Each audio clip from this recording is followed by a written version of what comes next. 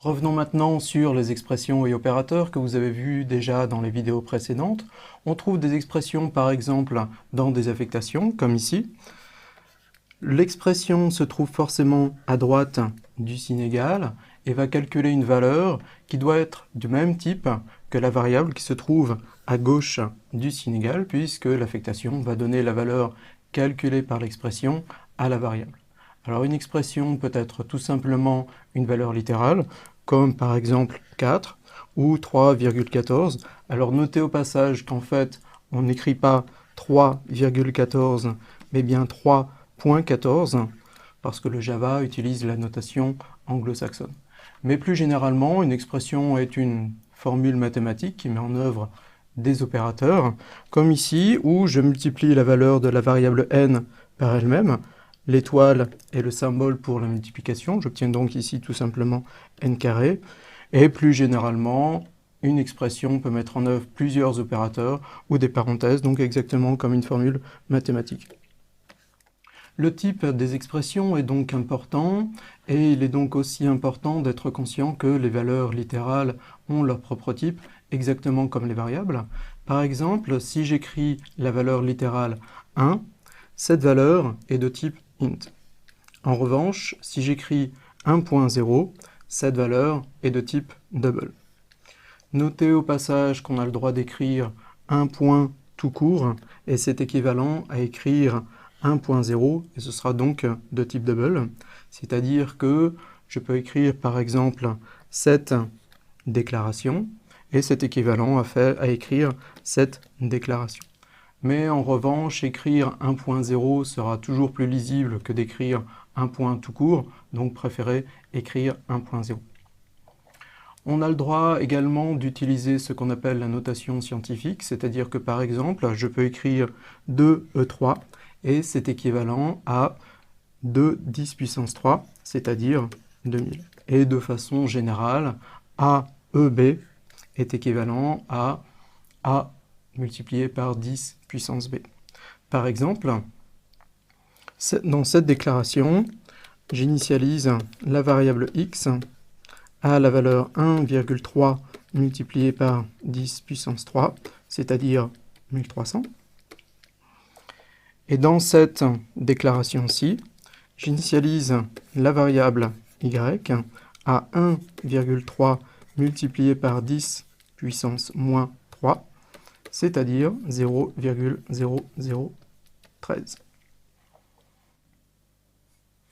Du côté des opérateurs, on dispose tout d'abord des 4 opérateurs usuels. Pour l'addition, on va utiliser tout simplement le symbole plus. Pour la soustraction, le symbole moins. J'ai dit que la multiplication se notait avec le symbole étoile et la division se note avec le caractère slash. Mais attention, il y a un piège dans le cas de la division. Si les deux valeurs qui interviennent dans la division sont toutes les deux de type int, il s'agit de la division entière. Par exemple, dans cette division, 1 et 2 sont tous les deux de type int, et cette division est la division entière. Ça veut dire que je vais obtenir comme résultat de cette division la valeur 0. Alors pourquoi? Parce que 1 est égal à 0 fois 2 plus 1. Et c'est ce 0 qui est le résultat de la division entière. Un autre exemple, 5 divisé par 2, 5 et 2 sont tous les deux de type int, et j'obtiendrai cette fois-ci 2, parce que 5 est égal à 2 fois 2 plus 1, et c'est ce 2-là qui est le résultat de la division entière. Si en revanche, au moins une des deux valeurs qui interviennent dans la division est de type double, il s'agit de la division dont on a l'habitude, et dans cet exemple, j'obtiendrai bien la valeur 0,5, comme c'est logique de s'y attendre. En Java, on dispose également des opérateurs plus égal, moins égal, multiplié égal et divisé égal. Par exemple, j'ai le droit d'écrire a plus égale 5, où a est une variable, et c'est équivalent à écrire a égale a plus 5. Un autre exemple, j'ai le droit d'écrire a multiplié égale b, où b est une seconde variable, et c'est simplement équivalent à écrire a égale a multiplié par b. Dans le cas des int et dans le cas des int seulement, on dispose également d'un opérateur qui s'appelle modulo, qui se note avec le caractère %, et qui renvoie le reste de la division entière. Alors par exemple, si j'écris 11%, c'est-à-dire modulo 4, je vais obtenir 3. Alors pourquoi? Parce que 11 est égal à 2 fois 4 plus 3. Ce 3, c'est le reste de la division de 11 par 4, et c'est donc la valeur de 11 modulo 4. Si maintenant je calcule 12 modulo 4, je vais obtenir, à votre avis, alors 0. Pourquoi? Parce que 12 est égal à 3 fois 4 plus 0. Le reste de la division de 12 par 4, c'est donc 0. Et la valeur du modulo de 12 par 4 est donc 0. On dispose également des opérateurs plus et moins, qui sont ce qu'on appelle des opérateurs d'incrémentation et de décrémentation, c'est-à-dire qu'ils vont permettre d'ajouter 1 ou de retrancher 1 à la valeur d'une variable. Par exemple, j'ai le droit d'écrire plus i, et c'est équivalent à écrire i égale i plus 1, c'est-à-dire que ça va ajouter 1 à la valeur de la variable i. J'aurais pu aussi écrire par exemple moins a, et c'est équivalent à écrire a égale a moins 1, c'est-à-dire que ça va retrancher 1 à la valeur de la variable a. Alors ces deux opérateurs sont utilisés fréquemment avec des boucles for, qui est une notion que nous allons voir dans une prochaine leçon. Jusqu'ici, nous avons toujours vu des valeurs décimales et des variables de type double d'un côté, et d'un autre côté, des valeurs entières et des variables de type int. Que se passe-t-il quand on essaye d'affecter, par exemple, une valeur décimale à une variable de type int? Eh bien, en Java, il est impossible d'affecter une valeur décimale, par exemple de type double, à une variable de type int. Par exemple, j'ai déclaré ici une variable x de type double, et j'essaye de mettre la valeur de l'expression 3 fois x, qui est donc de type double, dans ma variable n, qui est déclarée de type int. Eh bien, le compilateur va refuser de compiler ce code, et va produire le message d'erreur possible loss of precision, qui dit que si je fais cette affectation, eh bien, je perdrai la valeur qui est après la virgule. En revanche, il est possible d'affecter une valeur de type int à une variable de type décimal, par exemple de type double. J'ai ici déclaré une variable n de type int, et j'essaye de mettre la valeur de l'expression 2 fois n, qui est elle de type int, dans ma variable x de type double. Et bien dans ce cas, le compilateur va faire la conversion de lui-même du type int vers le type double, ce qui est parfaitement possible, puisque dans ce cas-là, je n'ai pas de perte de précision. Revenons maintenant sur le piège de la division entière. Alors j'ai déclaré ici une variable x de type double, que j'ai représentée ici, et dans cette affectation, j'affecte la valeur de l'expression 1 divisé par 2 à ma variable x. Alors à votre avis, que va contenir x après cette affectation?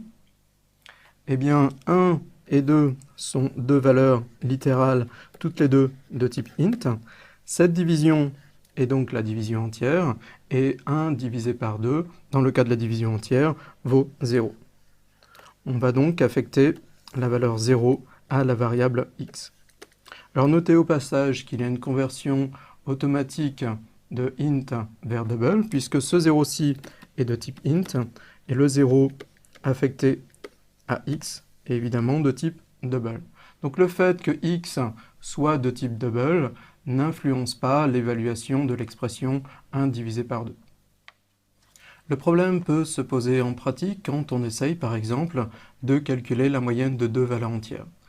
Dans cet exemple, j'ai note 1 qui est une variable de type int initialisée à 4, note 2 est également de type int et initialisée à 5. Si j'essaye de calculer leur moyenne en faisant cette déclaration, dans cette expression, note 1 et note 2 sont de type int, leur somme est donc de type int, alors leur somme vaut 9, mais c'est une valeur de type int, Ce-ci, pour calculer la moyenne, est une valeur littérale de type int, donc cette division est la division entière. On va donc calculer le résultat de la division entière entre 9 et 2, obtenir la valeur 4 et l'affecter à ma variable moyenne, alors que j'aurais voulu avoir 4,5 dans moyenne. Alors, une solution possible est de calculer d'abord la somme des deux valeurs de type int. Donc ici, j'ai note 1 plus note 2 qui est affectée à la variable moyenne. Note 1 plus note 2 est 9 de type int, mais qui va être affectée à ma variable moyenne. Quand je fais cette instruction, qui est équivalente à, je vous le rappelle, écrire moyenne égale moyenne divisé par 2, 2 est une valeur littérale de type int, mais moyenne est une variable de type double. Donc cette division est donc la division dont on a l'habitude, et cette fois-ci, je vais bien obtenir 4,5 dans ma variable moyenne. Terminons sur le fait que l'on peut utiliser des fonctions et des constantes mathématiques dans des expressions en Java. Pour cela, il suffit de respecter cette notation, c'est-à-dire, par exemple, si je veux utiliser une fonction, je vais commencer par écrire math. Suivi du nom de la fonction, suivi des valeurs dont a besoin la fonction. Dans le cas d'une constante, je vais commencer encore une fois par math. Et suivi du nom de la constante. Par exemple, si je veux calculer le sinus d'un angle, je vais écrire math.sin pour utiliser la fonction sinus, suivi de l'angle dont je veux calculer le sinus. Les fonctions trigonométriques en Java attendent une valeur en radians. Si j'ai un angle en degrés, par exemple, j'ai un angle de 10 degrés ici, il faut que je le convertisse en radians avant de le donner à la fonction sinus. Pour cela, il me suffit de le multiplier par pi et de diviser par 180. C'est ce que j'ai fait ici. Pour obtenir la valeur de pi, j'écris simplement math.pi. Alors notez au passage que cette division n'est pas la division entière, mais bien la division dont on a l'habitude, parce que math.pi est de type double.